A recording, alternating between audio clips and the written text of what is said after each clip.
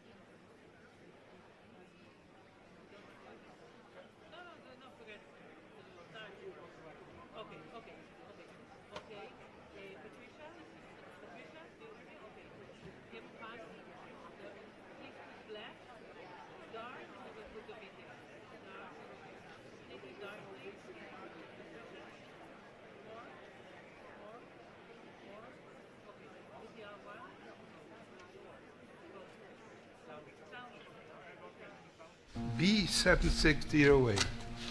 This was our name and this was our number. I was only known by the number.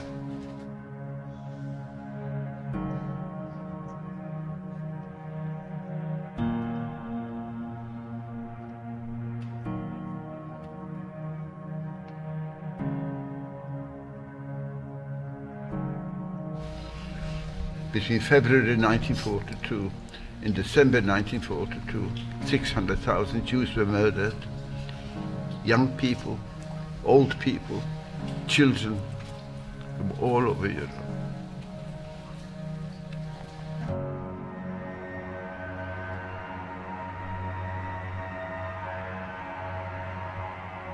I never had one day that I was happy here. All the time it was vicious and starvation. It was horrendous. The children crying and the mother screaming, "Almighty God, help us," still ring in my ears today.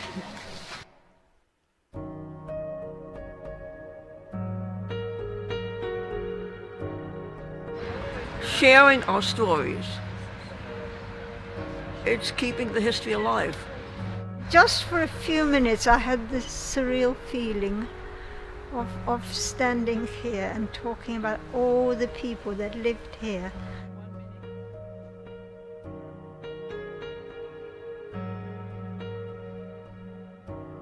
It's no good living with hate. It doesn't help you. You eat yourself up. What was done can be undone, unfortunately. And we only hope that nothing like this will happen again.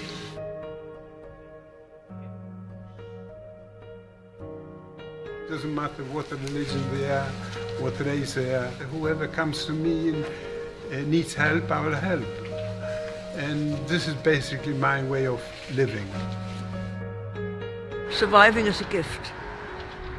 And what I do with that gift is to share the story because it makes a difference to people to hear it directly from us.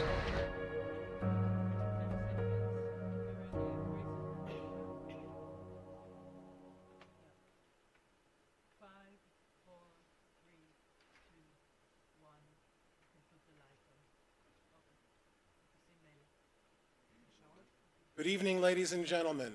On behalf of Chairman Dr. Shmuel Rosenman, CEO Sir Scott Saunders, and President Phyllis Greenberg Heidemann, I'm pleased to welcome everyone to our program this evening. I am Mel Mann, the Executive Director of the Friends of the March of the Living from Miami, Florida. I am the son of Holocaust survivors from Lithuania who lost 27 members of our family during the Shoah, and whose trials and tribulations and determined resilience to survive shaped my life and my commitment to remember. As such, I'm proud to say that this is my 25th March of the Living. At this hour, we mark the beginning of Holocaust Remembrance Day, Yom HaShoah 2025. Today, 80 years after the end of Nazi tyranny in Europe, we've come together to remember the greatest disaster to ever befall the Jewish people. We gather to mourn those who perished, and may their memories always be a blessing, but also to honor those who struggled, survived, and thrived.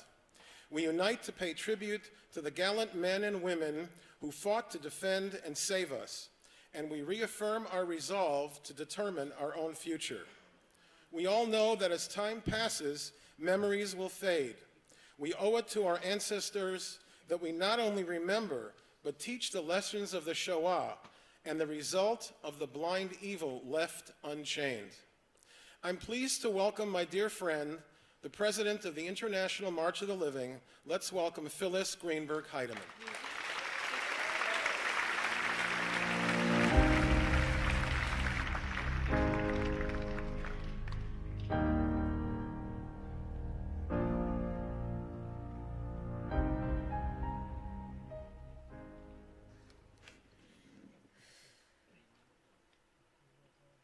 I must tell you, I have a lot to share with you. I have a lot of things I would like to say to you.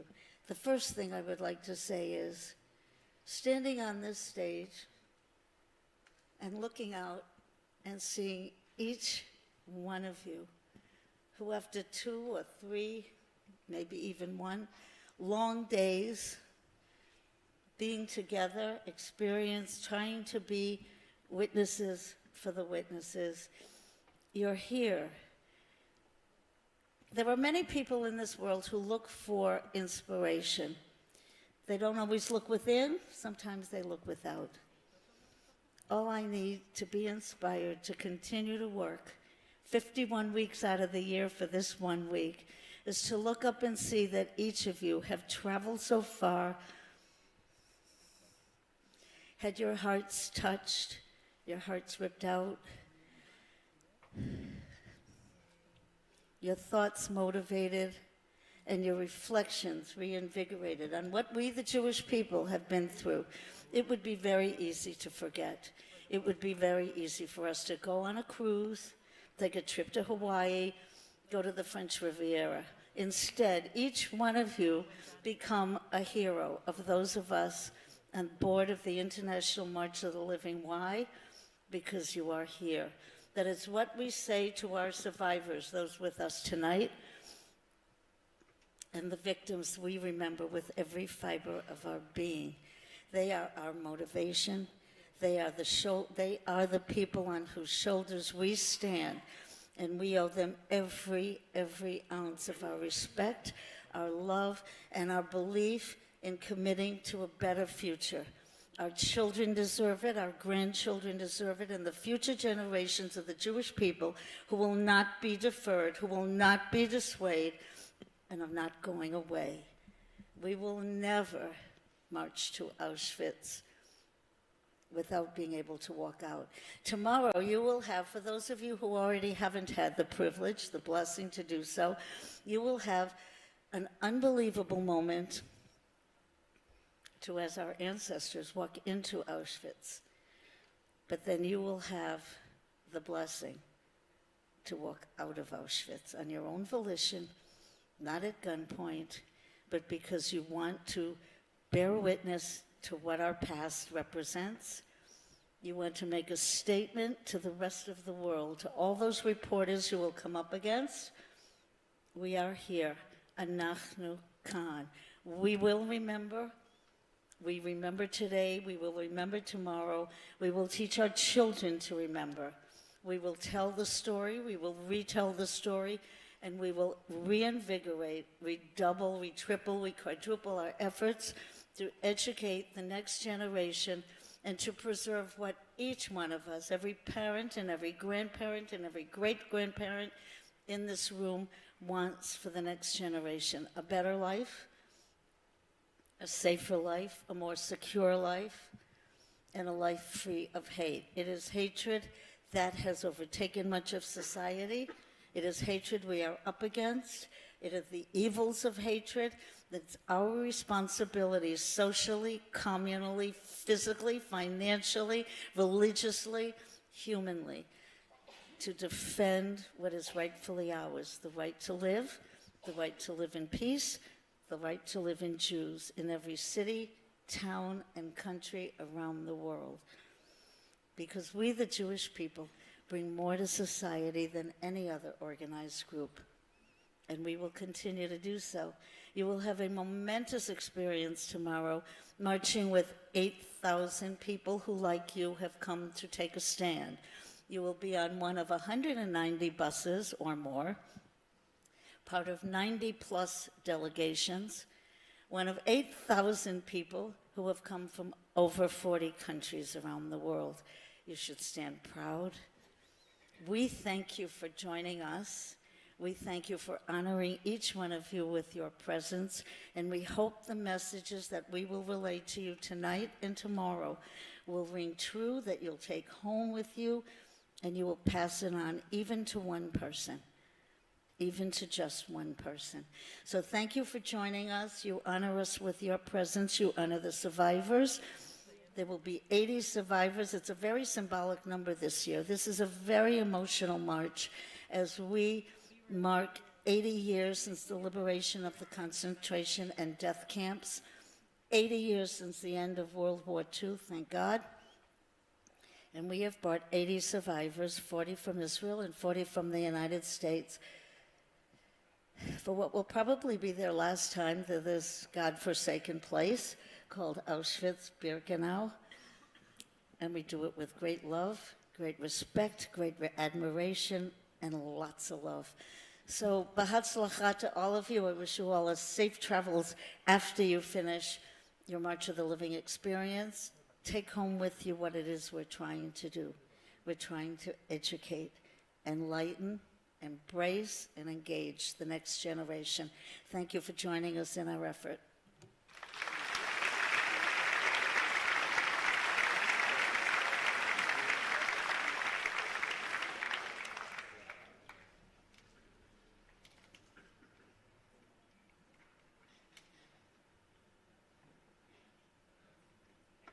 The Holocaust could not have happened without the long tradition of anti-Semitism that preceded it. That hatred still touches Jews in countries around the world, including our ancestral homeland, Poland. Its vicious, murderous slogans echo down the streets of European capitals, across college campuses in America, and sometimes in the halls of government. Our next speaker is a leading voice in the global fight against the rising tide. Please welcome Israel's ambassador to the United Nations, Mr. Danny Danon.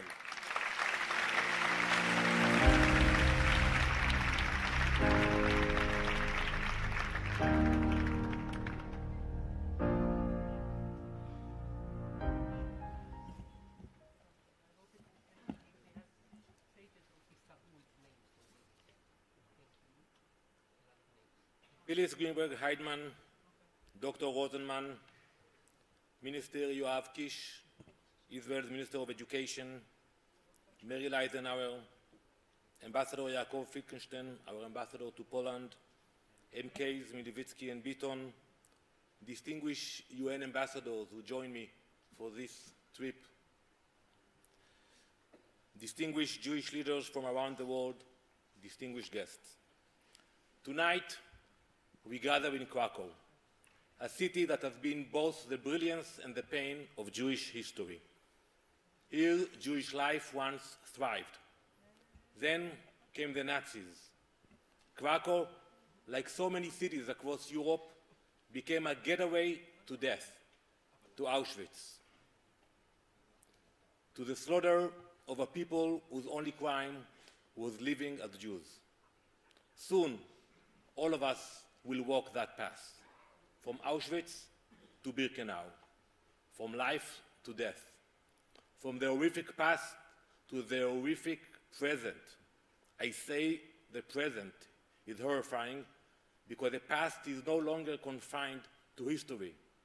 It is a prophecy. 80 years after the Holocaust, the same vicious hatred is once again marching. It is no longer only wearing swastikas. It uses the language of so-called social justice as cover. It shouts for so-called liberation while calling for our extermination. On October 7, we saw it clearly. Jewish babies were burned alive in their homes. Women were raped beside the dead bodies of their friends. We saw that. Entire families were murdered. This did not happen in the 1940s. This happened in the 2020s. And what followed after that? Not universal outrage, not global condemnations, not the world saying never again and meaning it. What followed was silence. All around the world. Every generation finds new excuses for the same old hatred. At this very moment, 59 innocent hostages remain in unbearable captivity. And still, that silence continues. I speak to you tonight here as the representative of a nation reborn from the ashes of Auschwitz, a nation that exists because we chose, the Jewish people, we chose to say never again, and we meant it. But that promise is under attack today. We set to build a nation, but look what we are seeing. We see it on the campuses of the world's top universities. And I'm happy to see so many students here, where Jewish students are vilified and assaulted. We see it all over in social media, where influencers glorify or deny the rape and murder of Israeli women. We see it, and I see it every day, in the halls of the United Nations, where many cannot bring themselves to condemn the slaughter of innocent Jews. Not one resolution passed since October 7, condoning the atrocities. However, my friends, today we have a new reality. The days when Jewish blood was spilled and there was no response are over. The days when the Jewish people were at the mercy of tyrants are over. Today, we have our own state. Today, we have our own army. Today, we determine our future.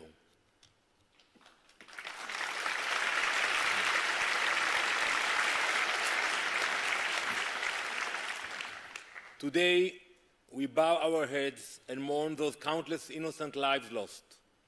We recommit to the fight against the hate that murdered them. Today, we gather to remember, with fury, with action, with moral clarity.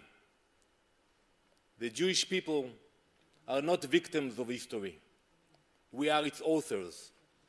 We did not survive the Nazis to be lectured and lied about today. We did not build the State of Israel so that Jews would again need to beg the world to believe us. And we did not rise from the horror that took place right here in this country where we stand only to apologize for defending ourselves. To those who look at tomorrow's march as merely an expected custom or tradition, I say you misunderstand us. We do not only walk to mourn, we walk to warn. Soon, we will all walk side by side. We will walk as human, being confronted with the full weight of history and its crimes. Each step we take tomorrow is a choice to remember, to bear witness, and to carry that memory back with us. From here, from the city of Krakow, just 8 decades after the gates of Auschwitz were opened, we stand tall. We carry the pain, but we are not broken by it. We stand here as the living answer to those who try to destroy us, as a people not only surviving but thriving, fighting together for our future. From here, with defiance and with the unshakable pride, we say loud and clear, Am Israel Chai, the people of Israel live.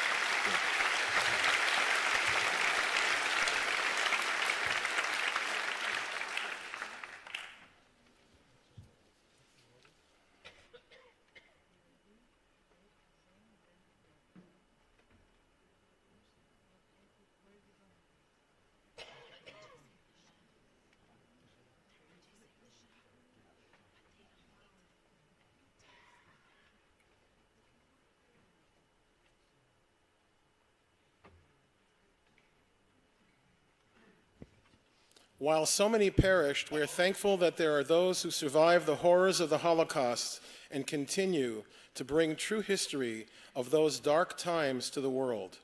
Arnold Cleves is one of them. The train came in the evening to a place which was unbelievable. 4 big chimneys, the fires coming out. The sky was lit up from the fires, and there was a certain smell. The place was Birkenau. They lined us up in front of the barracks, and who shows up? Dr. Mengele, and this was the children's selection. He comes to me. He says, "How old are you?" I said, "I'm 14. He says, "Take down your pens." I lowered my pens. He said, "Take off your shirt." I took off my shirt. He hits me over the face. He passed me right by, took out my friends to the right, took out the friends to my left. They took out 75 boys that day from my group. I saw the fires in the crematoriums go up. I'm the only one in conversation with Mengele and lived. My job in Birkenau was being hooked up to a big wagon. Instead of a horse, I was a horse. We used to pick up the dead bodies in Birkenau. At the January 1945, they marched us out in the morning. They told us to lie down in the snow. Then when the order came to get up, I couldn't get up. I was asleep. I fell asleep in the snow. Put us on trains. I scraped with my fingernails the wall of the train to get a little bit of ice in my mouth. They took us to another camp called the tent camp. We were left to ourselves. On the following morning, when we were ready to escape, the American army came in and liberated us. This was something special.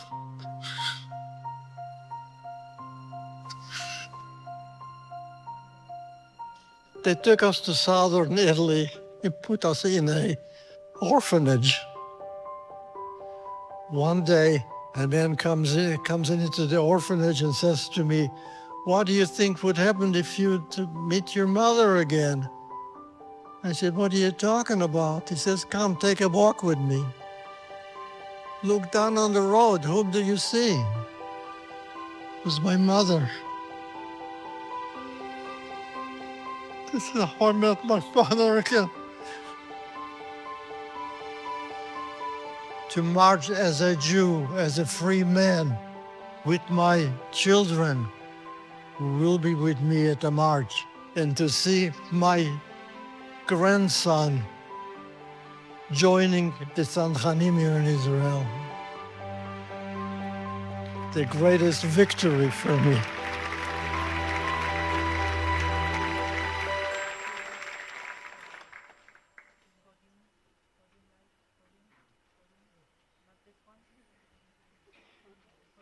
At this point, I'm pleased to welcome to our stage Alon Bibor and Shalev Kanir, members of the IDF Rabbinical Choir, to perform The Wind Beneath My Wings.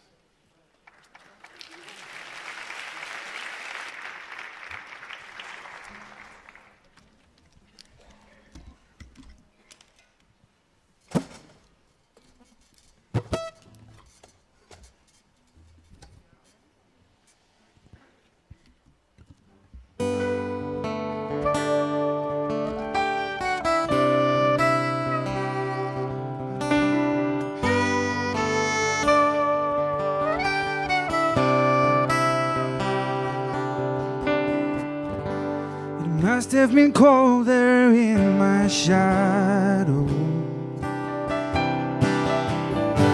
to never have sunlight on your face. You were content to let me shine. You always walked a step behind. So I was the one with all the glory, well, you were the one with all the strength. Beautiful face without a name, a beautiful smile to hide the pain. Did you ever know that you're my hero and everything I would like to be? I can fly higher than an eagle, for you are the wind beneath my wings.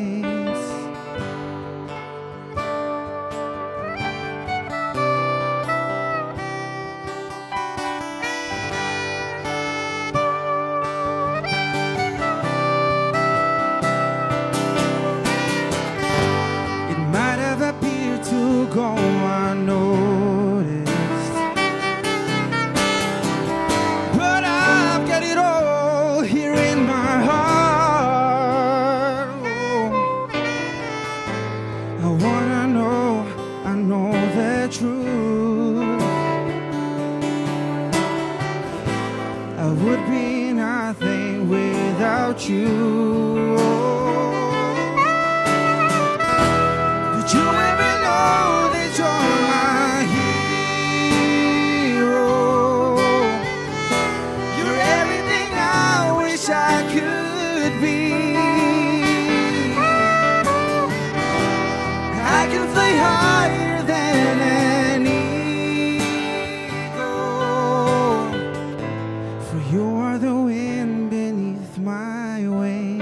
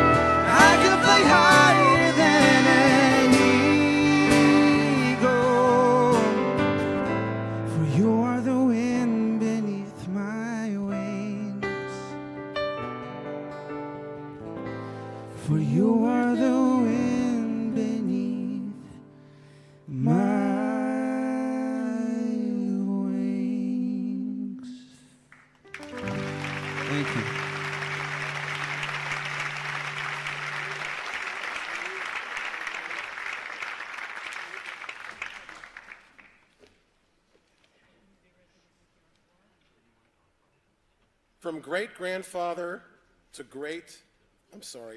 forgive me. The story of Eva Clark is a miraculous tale of life-defeating death, of a husband and a wife torn apart by the Nazis' death machine, who still managed to bring new life into the world. This is a story of a baby born in a death camp.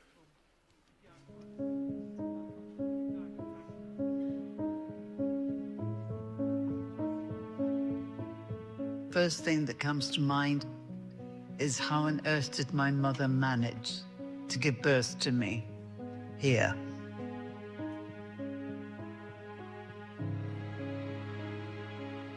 My mother was in Auschwitz for a relatively short space of time, but she did say it was sheer hell on earth.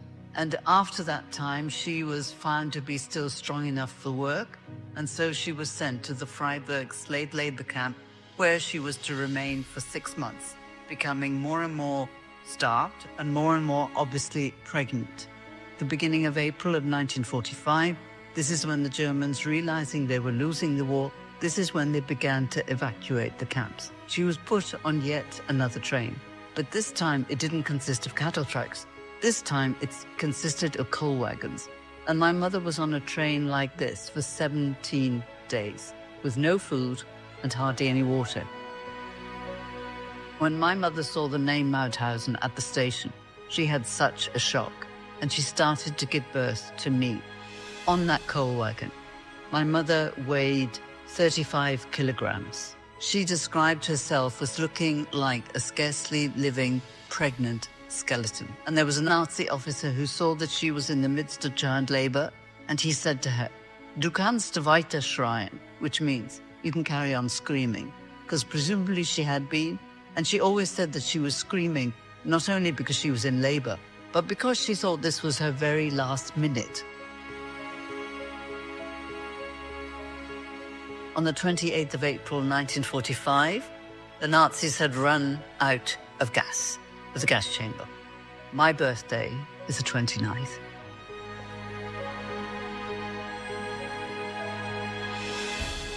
Through telling one family story, we are making the history come alive. We should all learn to be tolerant of one another, respectful of one another, regardless of race, creed, color, whatever. And that is a lesson that we cannot stop trying to impart to young people especially. It was amazing for me to meet Mayor Eisenhower, because obviously his great-grandfather was such a hero, and because my mother distinctly remembered when the Americans liberated the camp, and my mother lived to the ripe old age of 96. It's very moving for me to be part of March of the Living, because I am, and my mother was. To light the torch is an amazing honor. And, you know, my mother will be with me in spirit, and she will be very proud.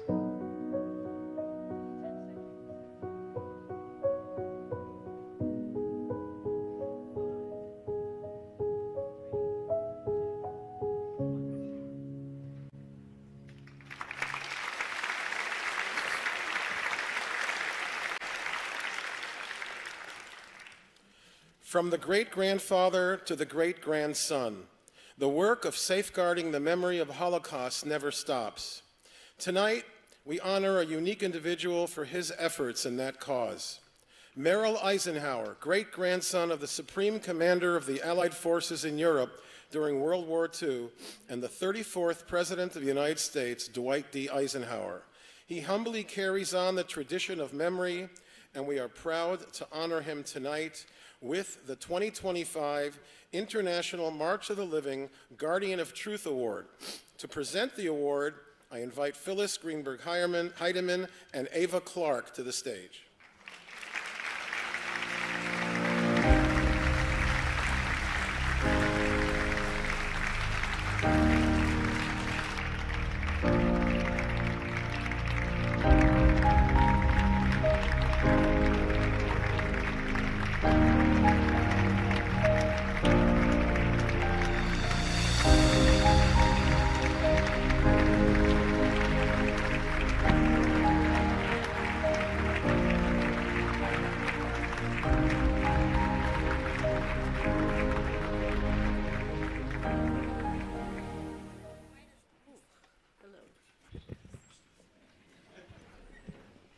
with my children. They don't behave.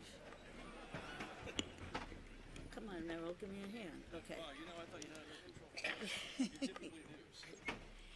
One of the greatest things that we can do in our own humanity is to say thank you. People don't say thank you enough. The new generation doesn't express gratitude quite enough, do they even? So it is an overwhelming privilege of mine to present my new friend, Merrill Eisenhower, and his incredible wife, Nicole, with the Guardian of Memory Award established to say thank you, Merrill.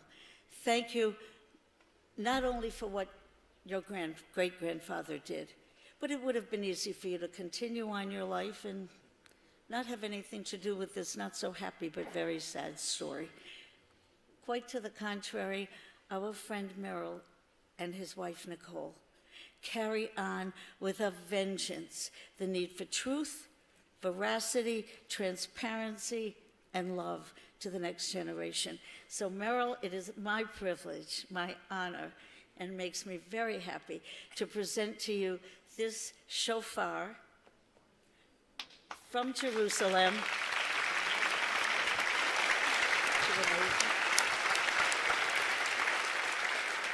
When your grandfather called for the American soldiers to record the witness, record, write, photograph, listen to, and remember, he was calling the people to order. We, the Jewish people, know that shofarim like this are used on our holy days to gather our people, to send a loud and clear message on high that we are here and we will stand for what is right. We love you.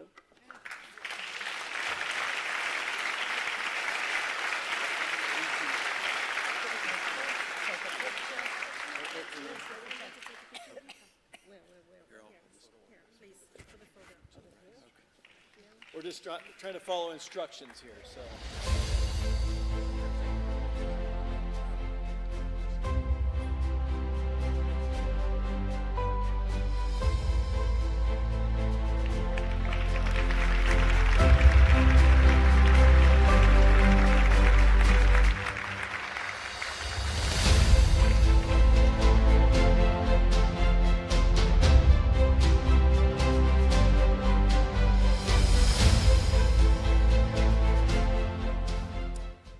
I cannot tell you how humbled I am.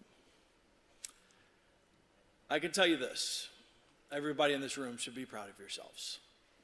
I know my great-grandfather would be. I know that my grandfather would be, my mother, and myself. What you're doing is unique, and to do it on purpose, and the purpose is what matters.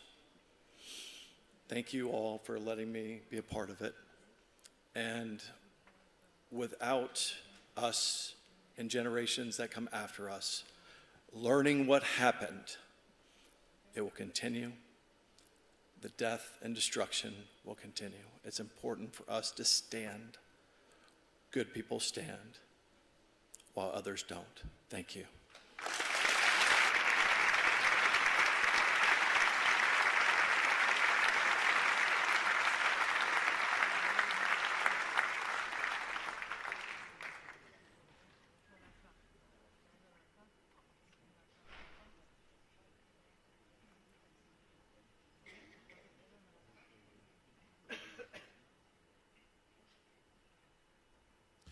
Pleased to call to the stage now the IDF Chief Cantor, Lieutenant Colonel Shai Abramson, accompanied by the IDF Rabbinic Choir and musical director Ophir Sobel. He will be performing the Vehi She'amda, which is a reading, which is a piyut, that is recited during the recent Pesach Seder. Music composed by Yonatan Razel.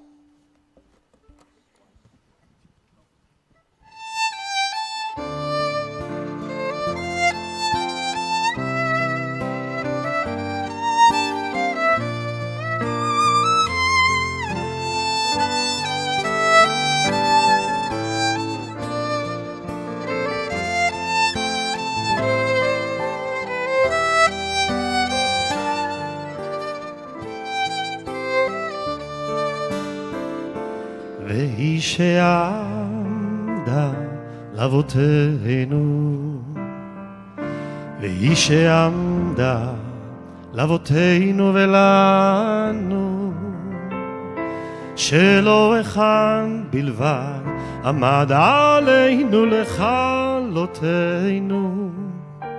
עומד עלינו לכלותנו, והיא שעמדה לאבותינו,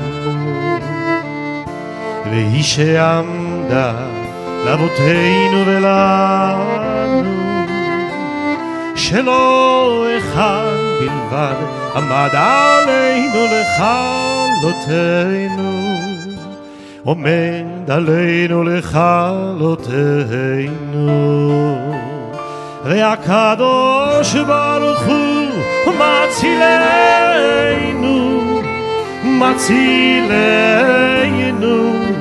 מידם, והקדוש ברוך הוא מצילנו, מצילנו מידם.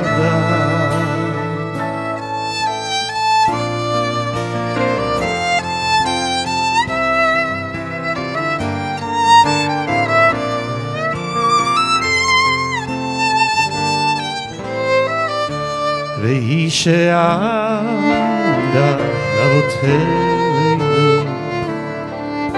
והיא שעמדה לאבותינו ולנו, שלא אחד בלבד עומד עלינו לכלותנו, עומד עלינו לכלותנו, והקדוש ברוך הוא מצילנו, מצילנו מידם, והקדוש ברוך הוא יצילנו, מצילנו מידם, שלא אחד בלבד עומד עלינו לכלותנו, לכלותנו, והקדוש ברוך הוא מצילנו, הקדוש ברוך הוא מצילנו מידם.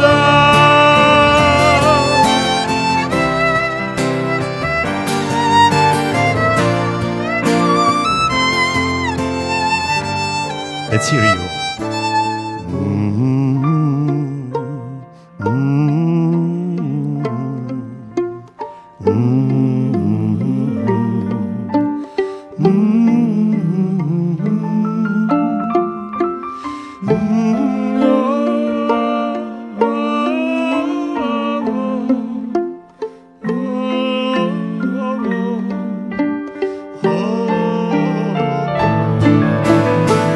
והקדוש ברוך הוא מצילנו,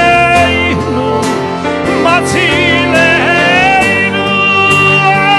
מידם, והקדוש ברוך הוא מצילנו, מצילנו מידם.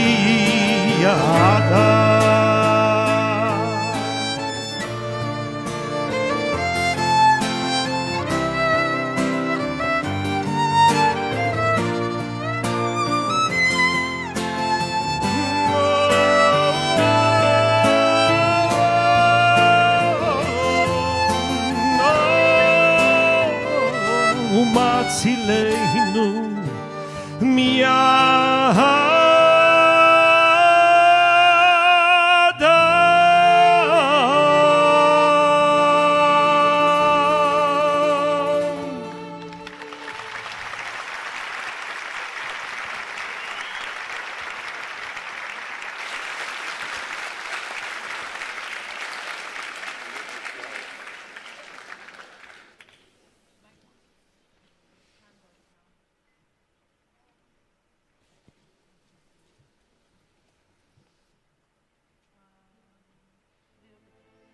Numbers help trace our people's journey through history. 3,000 years since King David established the capital in Jerusalem. 2,000 years since the people of Israel were exiled to the diaspora. 7 branches of the menorah. But mere numbers cannot capture the magnitude of our sorrow for the 6 million parents, grandparents, sisters, brothers, cousins, and friends lost during the Holocaust. Tonight, we light candles in their memory.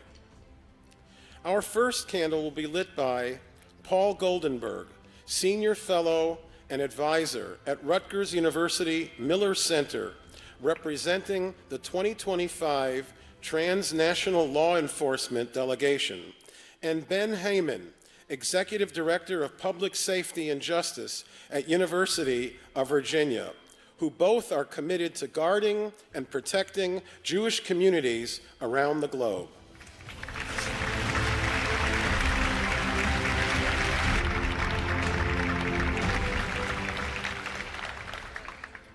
Short and sweet.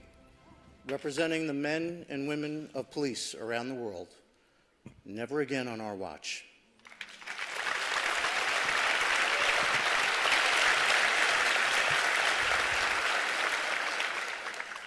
Colonel Patrick Callahan, please stand. Co-chair. First Commissioner Caller Heron from Antwerp Police, please stand. Co-chair.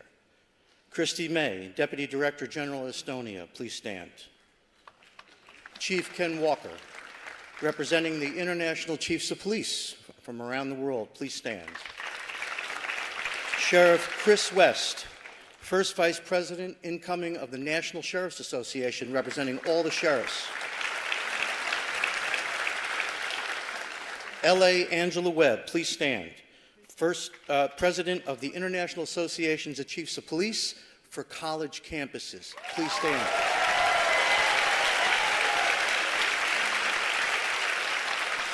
Chief Paul Sell, Executive Director, former head of the International Chiefs of Police, please stand. Sheriff Ellie Riviera, President of Small and Rural Law Enforcement, please stand. Chokin Kopelke, Chairman of the German Police Union, please stand. Katarina von Sydow, Chairwoman of the Swedish Police Association, please stand. Mark Genetempo, the coordinator of the program, please stand.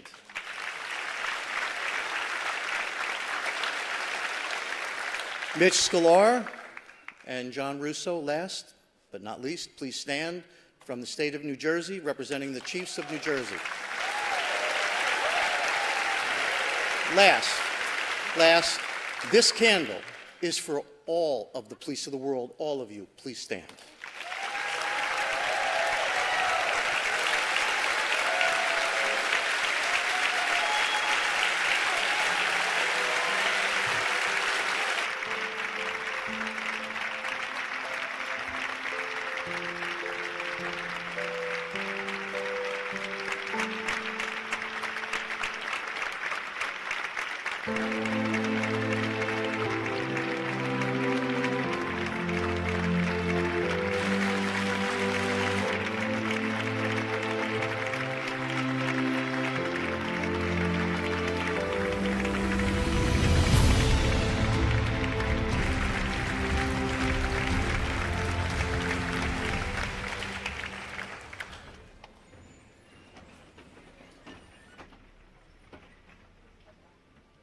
To light candle number 2, we're pleased to call upon Pastor Larry Huck, along with daughters Katie and Anna. Pastor, author, devoted advocate for the state of Israel, and a stalwart warrior in the fight against anti-Semitism and the importance of memory. This is Pastor Huck's 3rd March of the Living.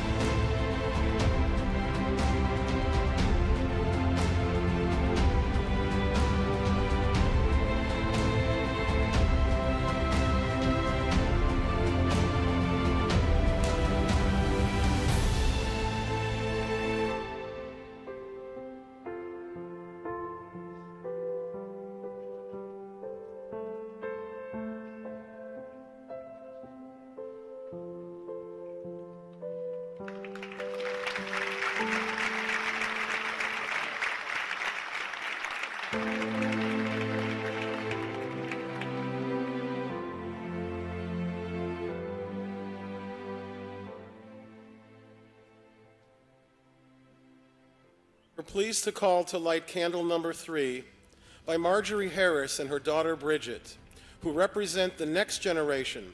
Marjorie is chair of the Sixers Youth Foundation, an avid and an engaged supporter of Israel, and a philanthropist who's passionate about impacting the lives of those in need.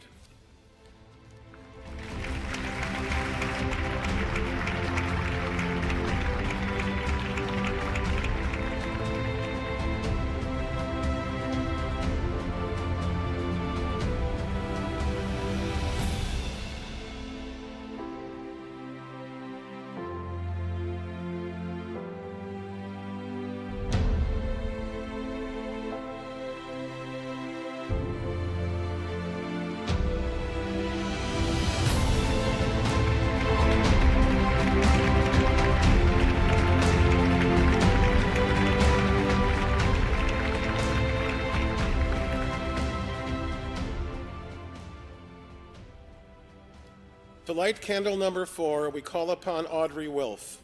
Audrey is an independent filmmaker and philanthropist devoted to Tikkun Olam, repairing of the world. Through innovative, inclusive programming in the community, Audrey Wilf is the daughter-in-law of Holocaust survivors Elizabeth Wilf and the late Joseph Wilf of Hillside, New Jersey. Mr. Wilf was the first North American chair of the March of the Living, and late father-in-law Joseph Wolf was the first national president of the International March of the Living.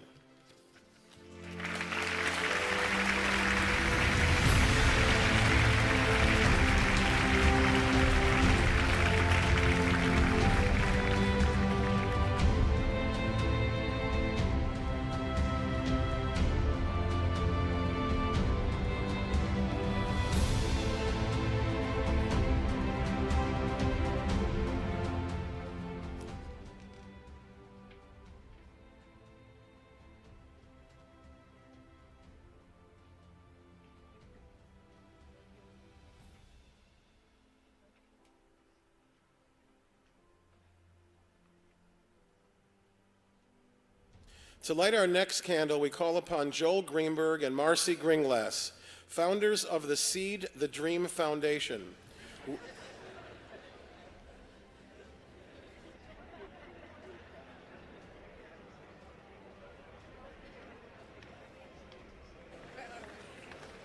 Number 5.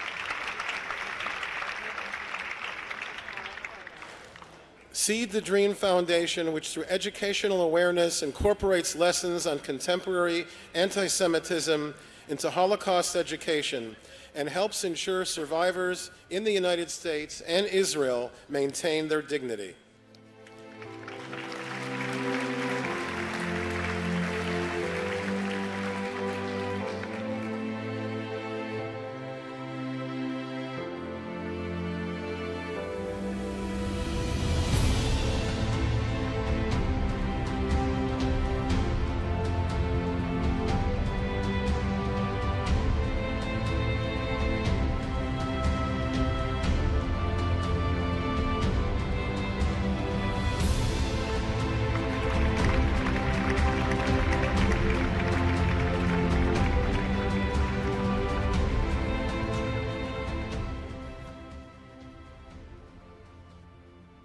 Our sixth and final candle will be lit by Senator Norm Coleman from the great state of Minnesota, my hometown, who is chair of the Republican Jewish Coalition, and Matt Brooks, executive director of the Republican Jewish Coalition.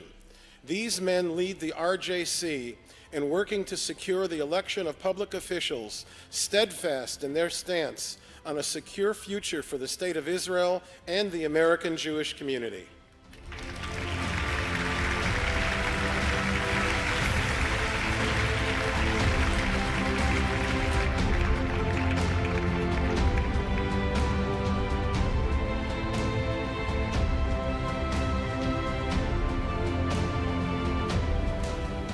Greetings from President Donald J. Trump, who stands strongly with the state of Israel. But we also come here on behalf of all Americans. America is committed to make sure never again is never again, that we stand strong with Israel. And Am Yisrael Chai. Am Yisrael Chai.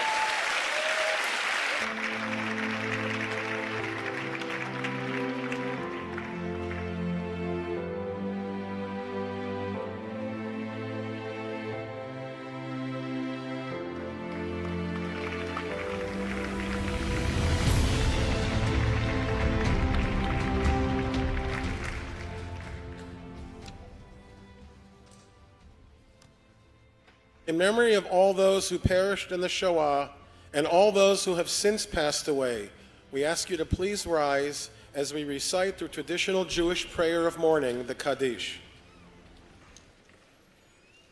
Yitgadal v'yitgadash shemei Rabbah, v'yalma divrach yirutei v'yamlich malchutei, b'chayechon of yomechon of chayei dechol beit Yisrael, v'agala v'zman kariv v'imru amen. Yehi shmei Rabbah mavarach le'olam omei al maya. Yitbarach v'yishtabach v'yitpoar v'yitramam v'yitnaseh. V'yitadar v'yitaleh v'yitalal shemei dekutsha b'richu. Le'ilah min kol birchata v'shirata, tushbechata v'nechamata, damiran b'yalma v'imru amen.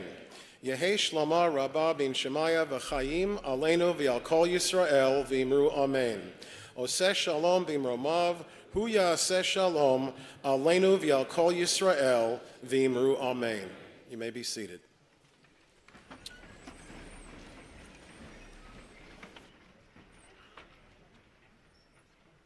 Tomorrow we will march from Auschwitz I to Auschwitz II-Birkenau, led by 80 Holocaust survivors, together with the distinguished presidents of the State of Israel and the Republic of Poland. May we all continue to march forward from strength to strength, mechayel lechayel, for generations to come.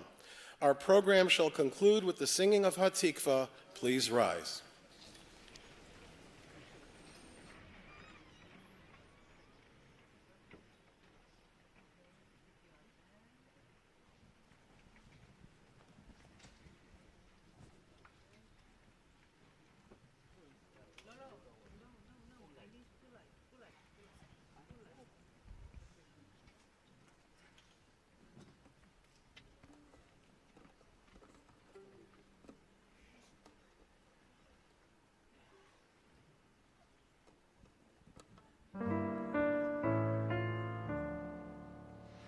כל עוד בלבב פנימה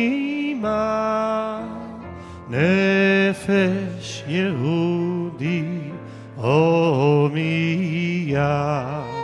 ולפת מזרח קדימה עין לציון צופיה עוד לא אבדה תקוותנו, התקווה בת שנות 2000, להיות עם חופשי בארצנו, ארץ ציון וירושלים. להיות עם חופשי בארצנו, ארץ ציון וירושלים.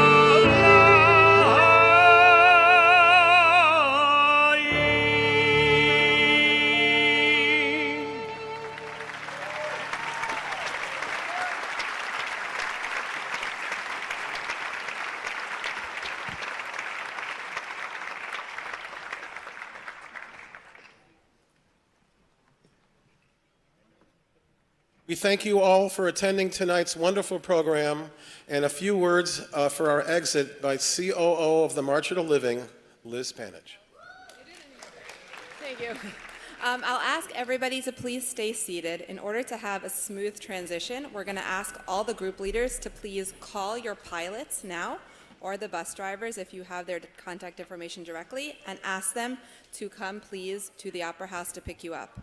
Once you have confirmed that they are 5 minutes away, then we ask you to please escort your group downstairs. This will be as smooth transition as possible so we don't have all of you in the lobby looking for the buses. Thank you.